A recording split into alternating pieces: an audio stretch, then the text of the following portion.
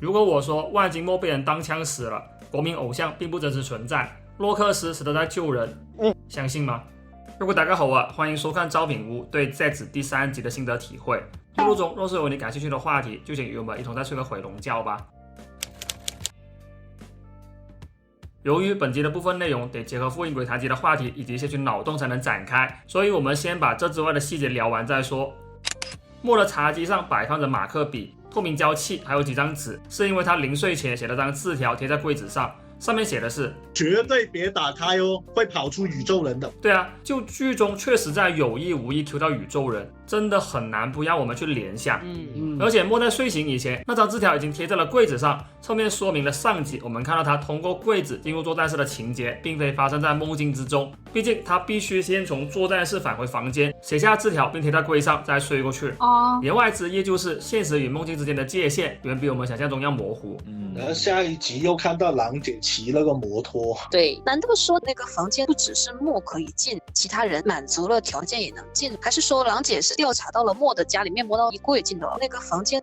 潜入搜查的时候误打误撞进了作战室也完全有可能啊，毕竟那个字条贴出来就是此地无银300两了嘛。对的。不过目前还不清楚会怎样展开，等下集咯。像 Zero One 和 King Oja 直到第3集才放 OP 都已经算晚的了，没想到 Z 更晚。这或许也和制片人谷中和成上周在官网说的前3集加起来才算是实际上的第1集那样，等第1集播完再放 OP 是不是也可以？对啊，再加上前3集提供的信息量太多了，这还要插2首 OP 进来，多少有点浪费时间。对，如果他们决定延续这个模式，也就意味着每集都能多个1分来钟来讲故事。我认为这可能是好事，放多一段文戏或者少3几句台词，让前后剧情更连贯。要不然放多几十秒的打戏不也挺好吗？观众爽吃。当然理论上下集就会有 OP 了，上述情况还是在比较特殊的回数再去用比较好。Zero 这里是在 Neta Eyeball 里头3下右京的倒茶法，此事在全开者亦有记载。然后这里 Zero 喝的是红茶风味的燃料，只有红茶可以吗？特工不是来点小酒、咖啡这种吗？官网有说 Zero 偏好红茶风味燃料是源于墨对英伦特工的憧憬，因为红茶是英国文化的象征。对，而且子宫像节目里出现酒水的话影响不太好，懂吧？这里各位也先记一下 Zero 的茶杯造型，后面会再谈起。复制间帖的报告里写的是令和7年9月8日8点26分，东京都旧阳光大道发生了一起爆炸事件，涉及一辆巡逻警车及一辆便衣巡逻车。警方已紧急部署特殊部队与爆炸物处理小组，正在对现场残留物及是否存在附加爆炸装置展开调查。也就是说，梦魇每打开梦主的一扇心灵之门，既每完成一项任务，噩梦便会成真一次。而关于其报告内提及的搜查状况为：经对爆炸巡逻车现场勘查，未发现残留爆炸物或附加炸弹装置。首名目击者万金墨接受问询后，案件出现梦魇介入的可能性。据推测，梦魇是一种存在于人类梦境中的怪物，是能将梦中所见引导至现实中的犯罪者。万金墨称其曾在梦中目睹怪物爆破警车，此类超自然关联案件在现实中偶有发生，本次事件存在梦魇参与的极高可能性。后面还提到了现场没有发现爆炸残留物、爆炸装置以及其他人的指纹等。站在铁野的角度，接连发生了2起没留下任何证据的爆炸事件，他以为是要重用他了。对，可现实是这反而成了压垮骆驼的最后一根稻草。现公安部长不仅想趁此机会解散被他视作税金蛀虫的怪事客，还把铁野察觉到的真相当作妄想，并向其递出了一份休假申请表。这王八蛋换谁了？受不了。所以铁野的梦境才进一步恶化了嘛。当然梦魇最后要炸警视厅是真的没想到，因为我们上集猜的是让他承认这就是他想要的，心灵之门便会开启。虽然在剧中现实与梦境的界限并不是那么的清晰，但是作为剧中人的墨在现实中终归不是无所不能的特工，因此节目组与本集也是花费了不少的篇幅去描绘墨在现实中的无能和胆怯。可即便如此，墨为了拯救铁野还是选择了直面梦魇，这部分是真的很戳我的。我也是看完这集过后才总算理解了为什么古熊批会说前3集加起来才算是实际上的第1集。毕竟在梦中的我是无所不能的特工，这种模式从另一个角度去解读也不过是在逃避现实罢了。他们需要做的是现实里我也是英雄。对，另外他在现实中的日式英语发音以及变身时不会打响指这2点也挺戳我的。有刻意在梦里跟现实做出区别化。第1期我有科普过机体冲击形态的权力 8.1 吨，取自假面骑士第1集的收视率 8.1%， 而机体变形形态的权力 6.8 吨，应取自假面骑士 Refree 第1集的收视率 26.8%。那有点尴尬的是，假面骑士 X 第1集的收视率是 20.8%。如果真的按照上述规律来的话，机体羽翼形它的权力就是 0.8 吨了。哦，不过都飞上天了，权力这么低好像也正常。感兴趣的观众倒是留意一下它的数值是多少咯。可以。哦对，聊到数字我差点忘了，末床边放着的车牌，你们是不是要再解读一下？上面写着170-SJA， 我们先说后面两个数字，就是7对应的是这次。0对应的是 Akuma， 也可以是 Alien。那1跟 S 呢？1对应 S Peter 吗？哈，因为这个短剧叫特工美浪，也就是说，可能这个组织有个1号，1号是谁呢？妹妹。不应该吧？假设这些数字和字母都和墨有关系，那1代表面向世界的假面骑士1号 ，S 对应 Sleep 是不是更合理一点？0也可以是从0开始 ，A 就是 Agent 嘛，也可以。既然话都聊开了，我就在这点补充。这是一块美国威斯康星州的车牌。如果说这个州和节目有什么关联性的话，一是威斯康星州的州花是蝴蝶紫罗兰，二是与其他州相比，1987年威斯康星州曾接连发生了多起目击报告可信度极高且官方解释难以服众的 UFO 事件。当然，以上内容纯属过度解读哈，各位千万别当真。我先念一下谷中批为本集写的一段小作文哈。于是英雄的人生就此开启，指导世博集的监督可谓重任在肩，必须精心融入世界观设定、人物介绍、作品独特看点乃至未来剧情的伏笔。但接棒世博集的监督组同样面临巨大的挑战，他们需要在作品入口处吸引观众兴趣的同时，建立起一种可持续的模式，以向观众宣告今后每周都能如此享受作品的乐趣。更何况连续剧制作中，往往在世博集影像未完成时，负责接棒的监督就已肩负起了这项使命。通过第三话的变身，莫明确了自身阻止噩梦侵蚀现实的任务，梦境防卫活动将愈发重要。描绘莫作为英雄踏出第一步的是百木弘基监督。这位监督各位可能不太熟悉，只因他常年活跃于东映京都摄影所，而非大泉摄影所。近些年他主要负责拍摄东映朝日制作的长寿刑侦剧《柯收妍之女》，也就是说他是被当了好几年《柯收妍之女》制片人的谷中和成拉过来的。以往他只拍过几集《龙庄者》以及 SEBA， 其风格我也拿捏不太准，但这样一位常驻时代剧与刑侦剧的监督，或许更能为这子注入一股独特的新风。以此为契机，我想再简单介绍下今年的常规监督阵容。山口公平是一位十分擅长制造笑点的监督，近年来他构建了许多足以载入史册的经典情节，可谓是公认的名场面制造机。又因他热衷于设计爆炸场面，3年前高桥优也曾专门为其写了2集以炸弹为主题的游戏。至于柴崎贵行嘛，各位懂的都懂了。我们暂且不论他拍摄工期短、协调能力强等优点，与近年来活跃于战队骑士棚的其他监督相比，柴崎的成片质量确实是差了一截的。就拿他最近期拍摄的《嘎布》来说，由他负责的2个单元都出现了水时长的问题，希望在这子里他在这方面的把控能有所改善。最后要介绍的是本节目的首席副监督叶山康一郎，常年负责衍生剧拍摄的叶山，继奔奔者后再度挤进了常规监督轮换阵容，我由衷的为他感到高兴。只因由他执导的几集皆深得我心，且他在非煽情戏份中的把控力同样可圈可点，尤其是奔奔者第2圈的完结篇，其独特的叙事手法至今仍让我津津乐道。希望他能将这份才华与创意一同带入这子的创作中。进入下一话题以前，容我先打个岔，从下周起我的视频更新就会随性一点了。如果大家看完节目仍希望听下招品屋的独家分析，请通过点赞本视频进行反馈，我将视当周视频的数据来决定下周是否更新。也欢迎各位加入本频道会员，收看招品屋的特色直播复盘，后续将解锁更多会员福利。另本周日晚7点半将是9月最后一场免费直播，后续将开启会员专享模式了，望周知。回到正题，关于后续单元回的看点，我上期已提到过，在讨论梦主为什么会做这样的梦以前，我们得先通过剧中给出的线索判断出谁才是梦主。以下一单元为例，莫潜入了一场婚礼彩排的梦境，并撞见一名男子乱入，企图抢走新娘，在其护卫下，危机得以化解。新郎是财阀子弟，新娘是知名政治家的千金，那么乱入者的真正目的是什么？而后梦中迎来婚礼的当天，瞄准新娘的梦魇出现了。预告里主要提及了新娘、新郎以及想抢走新娘的男人，我们得从以上3人中找出梦主。那各位目前猜测谁才是凶手呢？那个男的，新娘，新娘吗？我也觉得是新娘，嫌疑越大的越不是凶手。下集肯定是想玩这种东西，被逼婚了，想要一个人把自己绑走，没有握住自己的方向盘。下集还会有个开跑车送快递的男人冲进婚礼现场抢婚是吧？然后下集梦魇的原型是乌鸦嘛，因为象征婚礼的动物实际上是白鸽，对，所以整了个完全相反意象的乌鸦作为梦魇。OK， 各位应该也看过《阿玛宗师》第2季吧？义务首秀就是在婚礼现场，而他是以乌鸦为原型的阿玛总。当时节目组应该也是通过他的怪人原型发散过后，才把战场搬到婚礼现场的。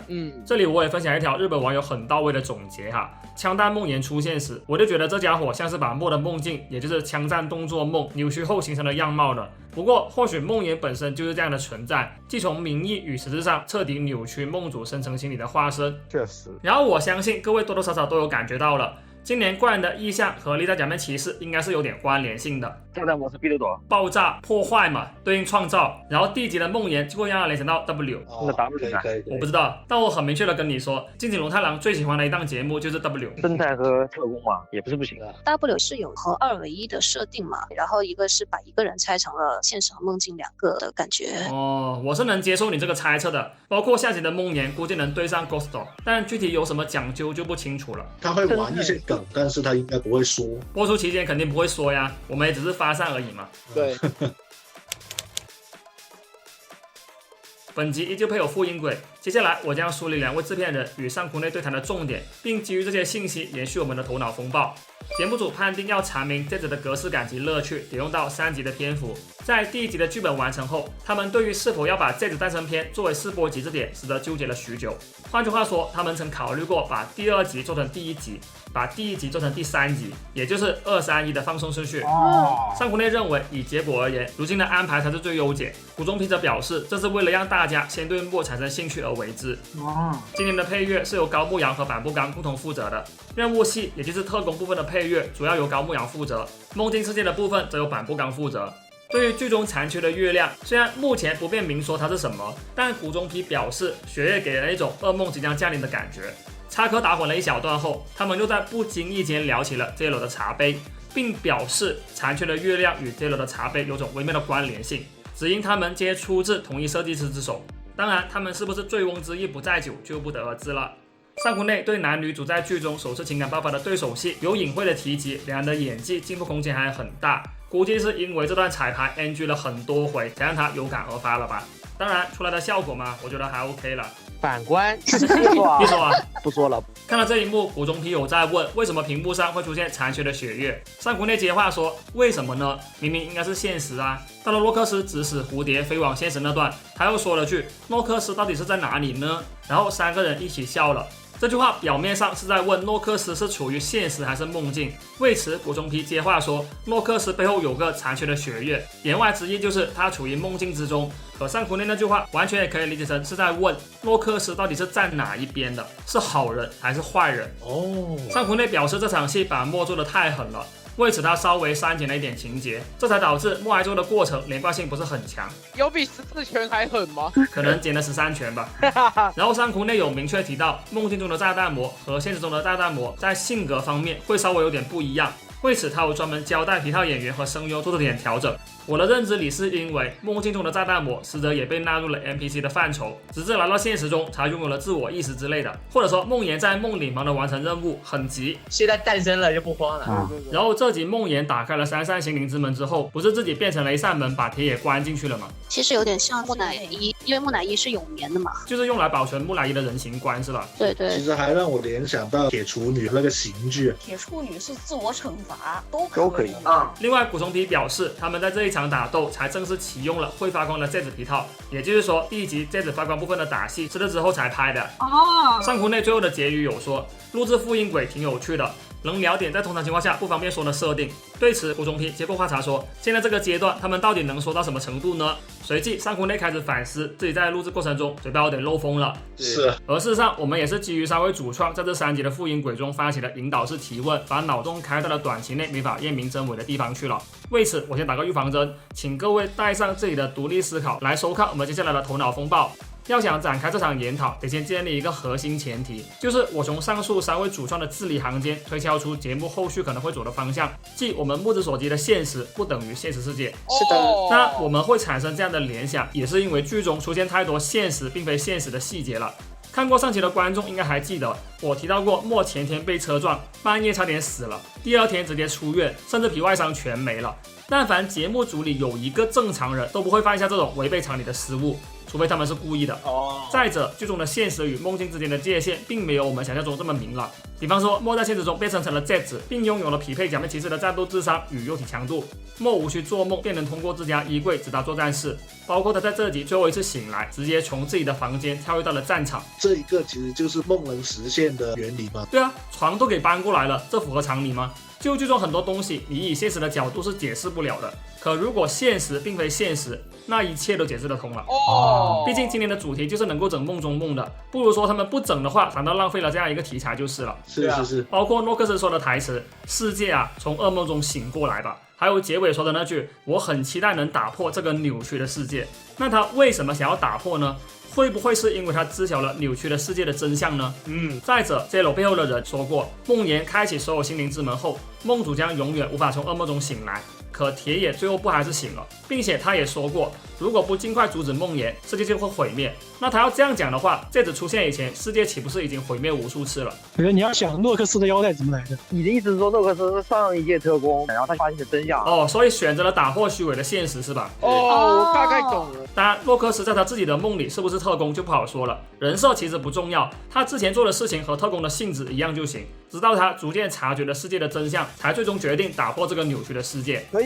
其实也有可能是真女神转生那个设定，就是整个东京是假的，世界是假的，实际上已经毁灭过了，和平的日常才是假的。他目前的情况用女神转生作为比例，就是混沌阵营，他只是想要打破这个虚伪的宁静，打破之后要做什么，站在什么立场，这个其实是要后议的。OK 啊，那我以此再去猜零的目的为通过像是莫这样的人去维系虚假的现实，将可能打破现实的梦魇防患于未然。就是全线给他发了个权限，他负责做这个虚假世界的守护者。对，黑客帝国里面对那些意识到这个世界虚假的人，会有一个专门的组织，就是特工史密斯这种去镇压他们。可能莫就是这种定位的角色。莫的定位不应该是你要吗？不一定，因为你像007这种说白就是上司的打手，他们的目的就是完成这个任务。那你要套黑客帝国的话，诺克斯的定位会是哪个角色呢？有可能是墨菲斯，就是把你拉到现实世界。对，而且你们知道吗？墨菲斯这个名字是取自希腊神话中的梦神哦。对，那有没有可能等莫和诺克斯有了更多的接触，进而也察觉到了世界的真相过后，他的定位才会从特工转变为救世主呢？有可能，因为现阶段莫就有点像是被 Zero 哄骗着玩自己梦想中的英雄游戏，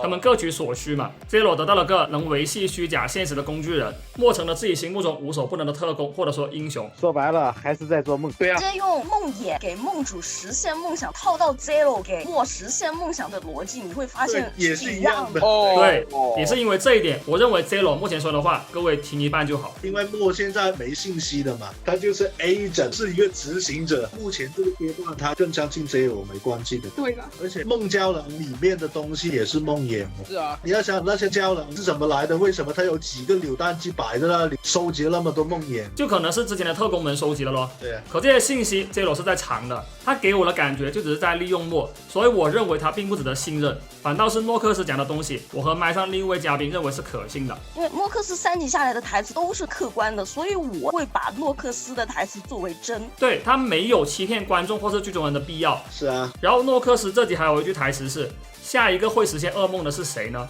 那是不是可以理解成铁野的噩梦已经实现？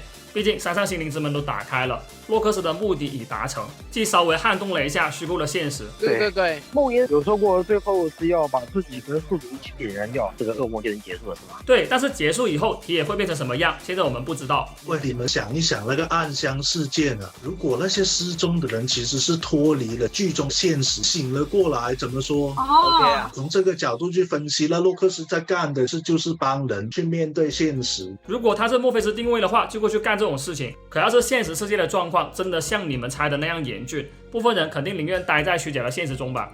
那对于这些人来说，洛克斯就是在害人了。第3集最有趣的是他在释放蝴蝶之前叹了好大一口气，多少有点不忍心的那种脸色。那就说得通了嘛，洛克斯为了实现自己的目的，剥夺了人们选择逃避现实的权利，多少也会有点无奈吧。对，而且是走这种路子的话，洛克斯就不存在洗不洗白的问题了，因为我们无法将他的行为定义为恶。对啊，如果是这样的话，莫做的事情就很暧昧了哦。他目前的想法是守护人们的好梦，让噩梦从这世上消失。可如果这样做的话，他也相当于剥夺了人们选择面对现实的权利吧。就是啊，所以我也很期待他在知晓世界的真相后会怎样做了。我想再问一下各位，如果刚刚聊的东西真的会在剧中兑现，你们觉得放到哪个节点去展开会比较合适呢？这个不可能很早。那第1季度先好好做梦吧，等第2季度之后再说。是，我是觉得他这个设定有可能用，有可能不用，用的概率更高。我只能说他们肯定有想过这样子整，但是不是真的会走这种路子不清楚。不过今年还有个比较特别的地方在于，这次年初就开拍了，而他们是在近期来录的复音轨，也就是说节目的拍摄进度估计都到40集左右了。在明确知晓后续发展的前提下，几位主创应该也没必要误导我们这些付费会员。虽然他们也只是发出了一堆引导式提问，并且话里带话而已，但是真的很难不让我去联想咯。本身他们录复音轨一个目的也是为了让观众发散的去想一想。当然要了解到这些信息本身就有一定的门槛在了，各位不看我的视频估计都没法接触得到，那自然不可能那么快就去聊这些话题了。希望我不会因此被大人物们盯上，好吧？最后让我用以下话题为这一趴收个尾咯。相信各位都会感到奇怪，明明莫帮助了他人就会遭受厄运，那为何他这次救下了铁野却无任何灾厄降临呢？抛开 Zero 为他消除了这个debuff的可能性不谈，会不会是因为他没有在实质上帮到人呢？就是解决梦魇好像并不能实际上解决问题，其实现实中还是要被压力啊，这没办法。对啊，去上了噩梦，你的好梦也不会成真啊。所以说他的职责不是解决问题，只是把溢出来的水擦干净而已。水杯还是满的，确实。具体是怎样，各位还是往后看吧，毕竟这终归只是我们的脑洞。对啊。基于第2集怪事客2人组问询墨的情节，可以得知林梦会出现在每一个人的梦中。喜欢就算了，每个人都梦到就太离谱了。对啊，也是通过这一信息以及官方小作文的暗示，我们上周就有在猜测所谓的国民偶像并不真实存在了。可由于我写不及文案的关系，只能堆积到这期再拓展。当然结合上这集给出的信息，也让我的分析多了些许旁证。那为了方便各位理解，我先把官网与之相关的一段文字给念完吧。构建国民偶像的定义，偶像的词源可追溯至希腊语 idolon， 经由拉丁语 idolon 演变为了英语 idol， 直译为神像、塑像。在现代语境中，特指拥有狂热追随者的公众人物，已成为日韩娱乐产业的核心概念。换言之，在这集的世界观中，创造出令人憧憬的对象，正是本作的最大使命。我引用这段文字的核心在于，所谓的偶像往往不是一个真实完整的个体或事物，而是被人投射了理想、欲望和幻想的符号或形象，进而让我推测出林梦并不是真实存在的人。Name 这一集非常非人的，就是他从梦境里学习到了警察是要保卫人民。我们不是都从小会学到这种事情吗？但是 Name 是在梦境里学习到这件事儿，会不会是类似 AI 的那种感觉？对啊，而且他这集统统放大的镜头也很奇怪，他眼里不是说那种正常的眼神，是完全把梦的脸反射出来了，眼里都是他，所以我才会猜他是 AI 嘛。梦中的 AI。对，其实我觉得他这一集把墨放出去，是他3集里第一次发挥主观能动性的行为。你的意思是他之前只是在随波逐流，跟着分配到的角色演出是吧？这一集他确实改变了一些东西，但是这里其实也很暧昧哦，他究竟是被墨的言语所打动了，还是说他认为做出给墨开门的行为更符合本次角色的演出呢？这其中的差别你们能 get 得到吗？就是把你放出来也是在演。对，而且你看似的一个主观能动性，如果只是 AI 对特定问题给出了解答，是不是同样很暧昧呢？